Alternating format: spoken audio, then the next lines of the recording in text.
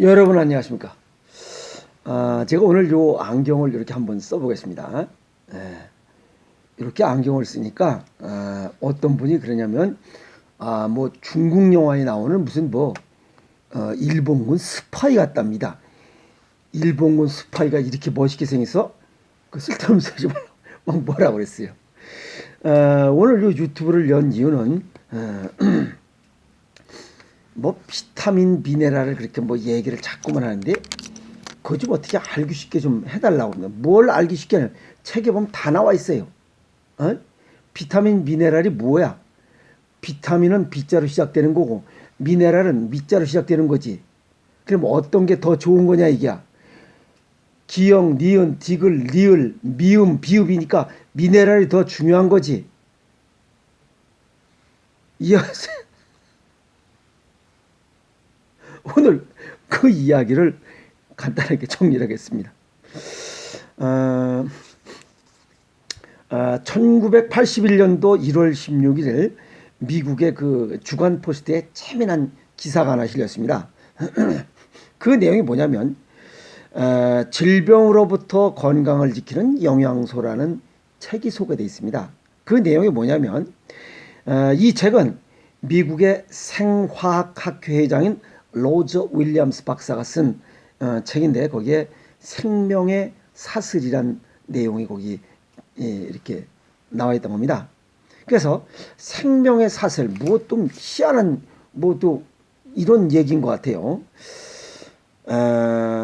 사람이 건강하게 살아가려면 일상적인 식사를 음식을 통해서 8가지 필수 아미노산과 16가지의 미네랄, 20가지의 비타민 등 이런 모두 44가지의 필수 영양소를 섭취해야 된다 하는 겁니다. 그런데 이런 것들을 일상적인 식사를 통해서 섭취해야 되는데 불균형한 식사로 인해서 이들 가운데 어떠한 것 한 가지라도 부족하고 수준 이하로 떨어진다면 즉 생명의 사슬 이것이 뭐 이 진주 목걸이가 그냥 하나가 떨어져 버리면 그냥 또르륵 떨어져 버린다는 겁니다. 생명의 사슬이 망가지고 건강이 망가지면서 다양한 질병이 발생한다 라고 이렇게 발표하고 있습니다. 이걸 뒷받침이나 하려고 미국에서는 이 모발 또 검사까지 하는 이런 또 해괴한 뭐 이런 검사법까지 나오고 있는 겁니다.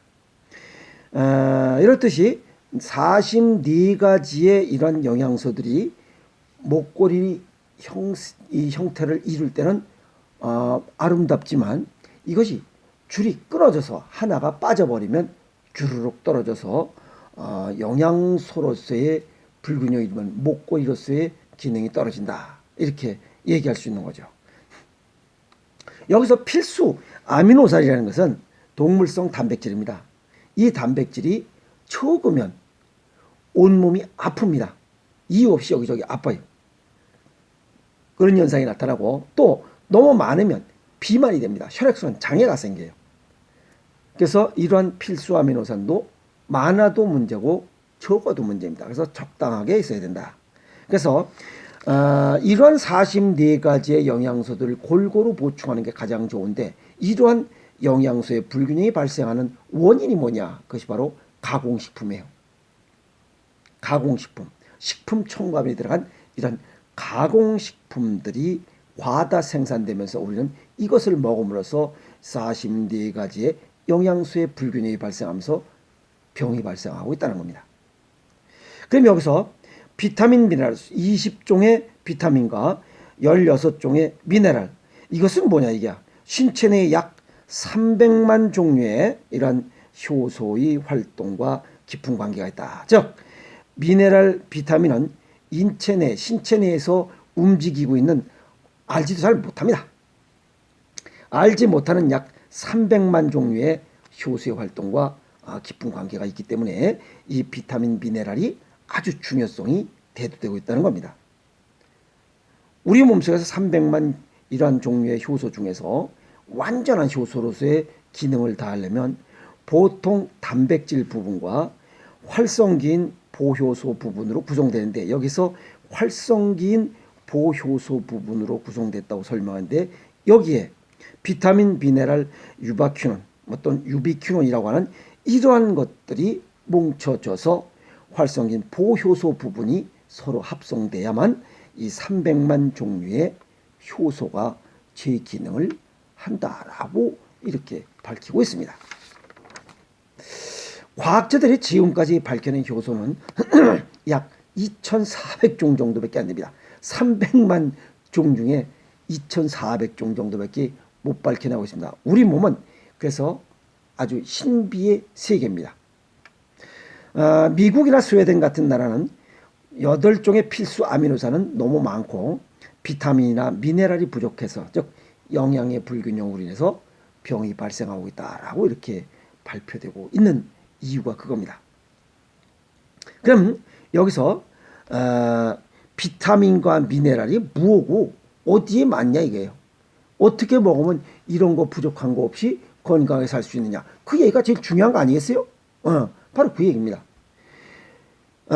비타민은 탄수화물, 지방, 단백질 이런 중요한 영양소들, 이러한 영양소들이 피가 되고 살이 되기 위해서는 이러한 다른 영양소의 작용을 원활하게 하고 체내의 여러 가지 생리현상을 돕는 영양소로서 약 13종이 지금 밝혀지고 있습니다. 수용성 비타민이 4종류, 지용성이 8종류, 그 다음에 비타민C에서 13종을 지금 우리가 알고 있고, 미네랄은 그럼 또 뭐냐? 몸의 기능 유지와 조절을 위해서 반드시 필요한 미량의 영양소다. 이렇게 또 정의하고 있습니다. 이거 또 얘기가 좀 복잡하고 어려워요. 그죠? 좀 쉽게 할 수 없느냐? 어떤 분이 또 그런 질문을 또 막 합니다. 좀 쉽게 좀 하세요. 라고 얘기를 합니다. 우리 몸에는 이런 체중의 약 95%를 차지하고 있는 주요 원소는 산소, 수소, 탄소, 질소 이렇게 4가지가 주 구성원입니다. 그리고 약 5%, 요 5%는 체내에서 합성되지를 않습니다. 합성되지 않는 이런 필수 원소예요. 이런 것을 갖다가 영양학에서는 미네랄이라고 하고 무기질 이렇게 얘기하는데 그 약 40종이 넘습니다. 그것도 또 많아요. 그러면 체내에서 합성되지 않는 이러한 그 필수 원소 40종을 어디서 보충하느냐 이거예요. 그렇죠. 이거 또 골 땡깁니다. 이거 어디서 이걸 먹어야 되는지, 이런 건 어디에 있는지 이런 건 잘 모르잖아요. 그러니까 뭐 모르면 병 생기는 게 당연한 거예요. 그러면 얼핏 생각할 때 뭐예요? 아까 이런 영양소를 부족하게 만드는 것이 뭐 때문에? 가공식품이 이런 영양의 불균형을 가져온다라고 했으니 일단 가공식품을 안 먹으면 된다 하는 생각을 가지면 50%는 된 겁니다. 그리고 요 미네랄은 특징이 다른 것과 다릅니다. 이거는 부종량과 이런 잉여량의 차이가 별로 없다는 겁니다. 살짝 넘어도 문제고 살짝 부족해도 문제라는 겁니다. 그래서 이러한 부족한 미네랄을 단일 식품으로 먹는다는 것은 또한 어리석은 이런 처신이다. 이렇게 정리할 수가 있어요. 그래서 이런 것들은 식습관을 개선해서 보충하라 라고 이렇게 정리 말씀을 해드리고 싶습니다. 식습관을 개선한다 어떻게 한다는 거야? 아까 얘기했던 대로 가공식품을 줄이고 제철에 나는 음식을 먹는 게 가장 좋다라고 정리 말씀을 해드릴 수 있습니다. 그러면 이런 것들이 어디에만 쏘일까? 천일염 속에는 약 80여 종의 이러한 미네랄들이 들어있습니다. 그래서 천일염으로 만든 음식을 먹는다면 이런 미네랄의 부족 현상은 나타나지 않을 것이다 라고 중간 정리할 수가 있습니다. 이해하시죠? 네. 그 다음에 두 번째, 땅속 토양에도 이런 미네랄들이 많이 숨겨져 있습니다. 그래서 이 땅속으로 생장하는 이러한 식물들의 근경식물 속에도 많습니다. 아시겠어요? 그래서 뿌리 음식, 땅속 줄기 음식을 먹어야 된다. 감자, 고구마, 우엉, 연근 이런 것들이 굉장히 좋은 그런 음식들이다. 그래서 약재를 쓸 때는 이런 뿌리 음식을 약재로 쓰는 이유가 그겁니다.